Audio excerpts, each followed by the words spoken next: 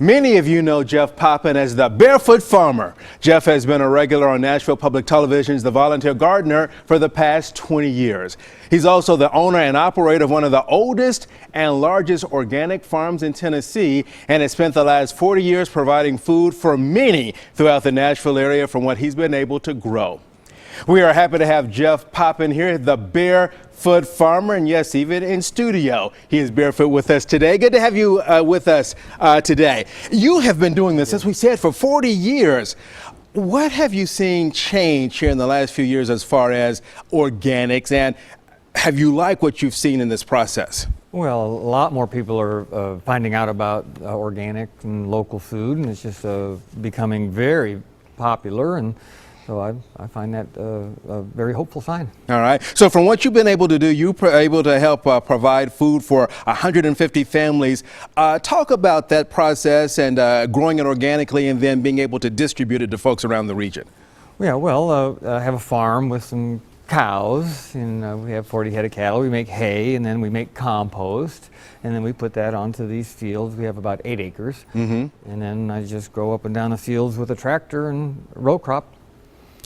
And then over my career, I've had trouble selling stuff. Okay. There weren't really markets like there was for tobacco and things like, commodity crops. So this growing local food movement is really helping with that. And I'd like to see it grow even more so that there could be lots more organic farms around Middle Tennessee. And that's one of the big things on this summit that is coming up, because one of the ways you explained it to me is I can talk to people in my fields, but those people get it because they farm already. That's right. You do this, or a part of this local food summit, to help bring it to those in the city so that they may be able to know what to do. Well, of course, a lot of people have heard about local food or organic gardening and things like that, but they don't really know a lot about it. So this summit here at Nashville is going to be an opportunity for people to learn more about everything, from growing a little backyard gardening to having maybe an acre garden or a farm with some livestock,